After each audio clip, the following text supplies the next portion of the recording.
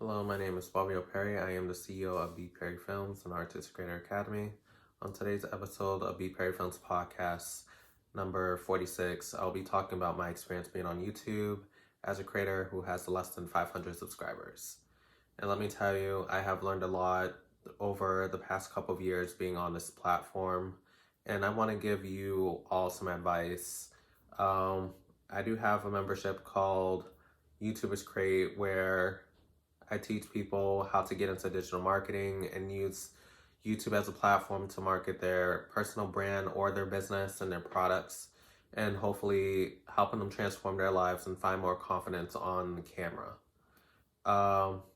So in this video, I'll be talking about some of the pros and cons that I have observed over over the time that I've been on this platform. And let's start with the pros. I wrote everything down so I don't repeat myself, and hopefully it will help with the transition of each step and the things that you have to go through when creating the channel. Pro 1 is that I get to create my own narrative. A lot of people talk about figuring out what your niche is. Do you need a niche? The only way that you're going to grow is if you have a niche, and breaking things down. And I'm just telling people all the time, you don't necessarily need a niche, but you need to have like a clear objective of how you're going to reach out to your audience. You have to find a topic that you're most confident with and building a community that way.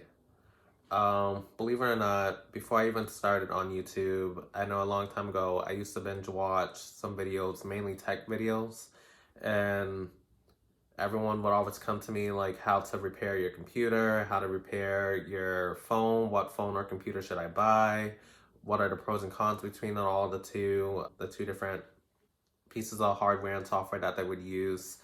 And I'm just like, just give me a couple of days, I'll look and do my research and do the due diligence so you get your investment worth, Because who wants to buy a product that you're just going to put back on the shelf? And I had a thought to myself years later, after my grandmother passed, I had the mission of telling other people's stories. So my niche is actually storytelling through film. Not just telling my personal story, but other people's stories as well. And people who watch my podcast know that I have a wide range of people, whether they're in a creative field, whether they're a singer, dancer, actor, going into businesses and freelancers. And I got to collaborate with so many brands such as WeWork, QuickBooks, Stars Academy, Thinkific, the course platform that I use for my course website, which I thought was amazing. And some brands coming up in the future, Metrocool, and just a lot of brands that I looked up to. And being able to hear from them and them reaching out to me and saying that we love your content and we love what you're doing and you put your clients first before anything else. And I thought that was really fulfilling to me as a person who's been on the platform, and just hoping that there will be some representation. And I just don't mean just my skin tone or just Black people in general, but I mean in a holistic lens of everybody who wants to start a channel. I had to realize that if I wanted to see representation, I had to be the representation. I didn't see a lot of people that are in an educational niche that were Black. And every time when it comes to education, all it brings up is financial literacy. And it makes me question in my head, why aren't people of color investing in education like they could? And what I have mainly seen for Black creators is mainly drama or maybe tech and maybe social media marketing. I would like to say a lot of people who come on YouTube don't have a lot of expertise in their field. And when you're going through videos and you're trying to get advice, you want to make sure that you go to someone who's an expert, someone who has done their due diligence and have done the research. And you see these books behind me, and they're all so different. You got Ali Abdal's Feel Good Productivity. Then you have Uncomfortable Conversations with a Black Boy by Emmanuel Echo. And then on the other side, you have Building a Story Brand by Donald Miller. And then Crushing It by Gary Vee. And all these books are inspirational to me because these are people who stuck out and weren't afraid to voice their opinion and their observations that they have gained throughout their experience. You know? When I talk about layering your content, like I said, when you're coming up with your niche, you think you're coming up with your own niche, but your audience does decide for you. And what I have noticed that people have been watching my videos that have to do with lifestyle, entrepreneurship, productivity, and those are my main pillars. And I wanted to showcase people of these different networks through the business side. Stuff that you don't always learn in schools, but you learn from hands-on experience. I don't think anything prepares you more for this next tip, this next lesson that I learned through YouTube that I consider a pro is how to put on a production. It doesn't matter how big or fancy your set design is. Like, I just have simple lighting, a ring light, the Philip Hue lights for the different color backgrounds. I have books to showcase that I'm educated and what my inspiration is. And I think that's enough. I think when you first start out, you don't need to buy the most fanciest camera. I started using everything on my iPad or on my phone first. And then I started to invest in other camera equipment, whether it's a Sony camera, a Nikon, and there's so many other brands that are out there. And I'll put some recommendations in the links below so you can purchase some of the cameras that I have used in my past. But I think when it comes to production, you have to think about what is your topic, you're brainstorming. Like I tell all my clients, just figure out what your personality is and what makes you the most fulfilled and what is something that you want to work on. Because every day is going to be a working experience. Every time you upload a video, it's going to be a different experience. Because you are getting that much better. Either 1%, 5%, 20%, or 100% better each time. Your first 10 videos will be your worst videos. Your first 100 videos will be your worst. Your first 1,000 will be your worst. And then after that, it just becomes like second nature. Just more practice and practice. You learn a lot of skills on how to basically speak in front of the camera, get in that get into that inner comfort zone that you always strive for. When you do presentations, whether live or pre-recorded, you get that more confidence. Like for me, doing lives is very challenging because sometimes you're just talking to yourself. So I'm just like, should I just stick with just doing pre-recorded, or should I do a mixture of lives? Or maybe should I do a vlog and show people what I do behind the scenes? And that allowed me to just experiment, just seeing what people's interests are. And I have to keep in mind that people are from different time zones. And it's important for us to be aware of our surroundings, educating ourselves about people's cultures. Also, you learn how to edit. You learn how to come up with different topics. You're learning about each bullet point. I think what's hard for people, which I will be teaching in my webinar on the 10th, creating content with ease. I'll put that link in the description box as well. But I'll be teaching people how to set up a channel, whether it's you blogging, writing newsletters, creating videos, whatever network, podcasting, and I'll walk you through the process of how to create your own channel and how to basically delegate through tasks, working all by yourself, because initially you're not going to have a team. You're not going to have as much support in the beginning, but over time you will, and everything will become more simple and you'll understand what I'm talking about more in depth. You're going to learn how to record your videos. You're going to learn how to edit. You're going to learn how to find confidence within yourself and then repeat over and over and over. And breaking down each pillar of that topic into multiple layers. And then that layer becomes more layers, kind of like a tree. The foundation is you, and then where are you branching off? So just keep that visually. Everything just comes with time. Another thing that I love about being on YouTube is being able to collab with other creators. I was on Clubhouse. I don't really use it that much. But being able to have those talks with people, whether it's a website audit or learning how to come up with ideas, learning about what new features are being added and implemented on the platform. But everything takes time. A lot of people have been on YouTube for maybe 5 or 6 years and have less than 1,000 subscribers. And then there's some people who have channels that have been out for maybe 4 months and they have 10,000 subscribers. And everything doesn't work as easy as they make it seem online. Like, there's so many people that talk about drop shipping, SMMA, software engineering, finance, but don't even really tell you what they do day to day. They might vlog a video talking about, I'm in New York as a social media marketer, I'm in Los Angeles doing SMMA, I'm a digital marketing agency. However, we don't see what they're doing. Everything is a blocked off screen, so we don't even know if they're really working or not. But we just take them for what they're saying, but are we learning anything at the end? How many videos have you watched just to find one solution? Maybe 10, maybe 15, maybe 50, maybe 100, but did you ever find that answer? No. So that's what made my channel unique, because I tell people in the beginning that what the title of the video is, a clear description, and then I break it down into 3 focal points. And then hopefully at the end there's a resolution. And hopefully you all leave away with something. And then you watch the next video and you start applying all these skills that I'm teaching. I don't just teach just to hear myself talk, but I teach to help educate and get feedback in return. I want to see you succeed.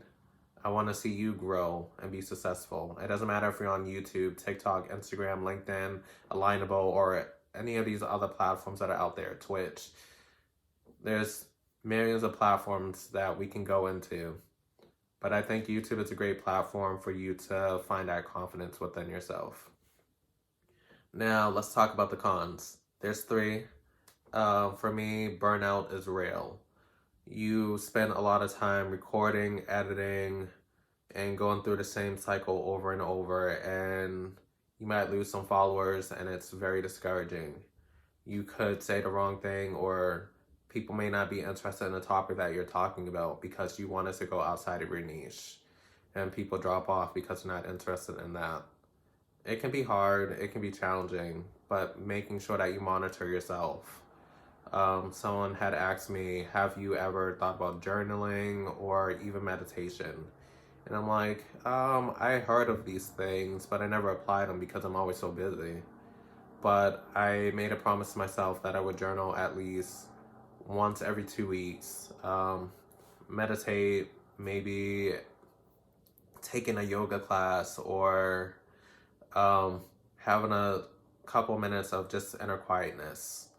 Like just being in that zone of not listening to any noise, having the lights off, and just closing my eyes and just being one with my mind and body, and listening to all the things that are going through my mind, and slowing things down, because my lifestyle is very fast-paced.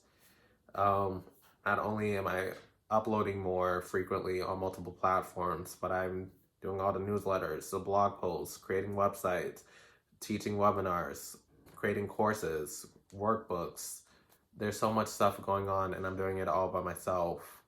And people don't really realize how much work that goes into the videos that I create. So, like I said, in order for me to not burn out, I have to be one with myself and be able to say no when it's necessary, and not going beyond my limits. So I have learned that over time to avoid it. Another con is that certain channels, like I had mentioned before, do have a very unfair advantage. Some people only posted 4 videos and have 10,000 subscribers. How? I don't know, but it might be the topic or niche that they're in. Some people do pay for ads. Some people do hire someone to do all the marketing for them as well, just to put that out there. But as long as you're pacing yourself, just focus on that. Hopefully this video will get thousands of views, and hopefully I'll make the 1,000 subscriber mark. And hopefully, I always say hopefully because I'm being optimistic but I know everybody will leave with value after this video, and people who end up deciding to subscribe and watch more content will definitely share, and hopefully I will be able to talk to you during a webinar presentation or even in some of my courses. I do offer live lessons. The last part is monetization. It goes back into the unfair advantages. I think YouTube should not just only focus on the subscriber count, but it should focus more on the watch hours, the quality of work. People always say the thumbnails are the most important thing. Some people say the title is the most important thing. But I think it's more of the content. It's great that you have an interesting thumbnail, but is the quality going to be the same? We take some people, you've seen the ads on YouTube, people talking about how to have $1 million or thousands of dollars, but their equipment isn't up to par. So it gives off false advertisement, you know? And when you're listening to them talk, it's just like, okay, get to the point. You know, you don't want to sit there watching tens of minutes of videos and not feel any type of value. It should have like some type of pace. It shouldn't be too slow and it shouldn't be too fast. I think a lot of people try to cram in a lot of information, or people just fill it up with a lot of fluff and it makes the videos really long. Like, I don't even want to make this video too long, but I want to make sure that I get the impact that you guys desire. I think overall, comparing the pros and the cons, I think YouTube is a great platform if you want to learn how to get into digital marketing, how to get in front of the camera, learning how to public speak, how to delegate, how to negotiate, and experiment with your horizon of knowledge, you know? I think it definitely touches a lot of mental and physical traits as well. And I would say on the mental stress, I think it's the uncertainty of if a video will perform well, the uncertainty of being able to make a living off the platform and not have to work a 9 to 5, and also how to be organically yourself. I think a lot of people start losing themselves as they start getting monetized because they're so focused on making the next thing viral, reaching out to your audience. But if they're really interested in you, they'll watch all your videos, or at least the majority of them. Those are your real supporters. On the negative side, you're going to spend a lot of days editing, hours worth. I think I edit pretty fast, but for most people that are not familiar with it, it takes a lot of time. I don't recommend hiring someone unless if you have money to spend for that, because it can get really costly, especially if you upload multiple times a week, no matter what the platform is. And you have to be able to diversify, be on YouTube Shorts, be doing long form content as well, at least 10 minutes or longer.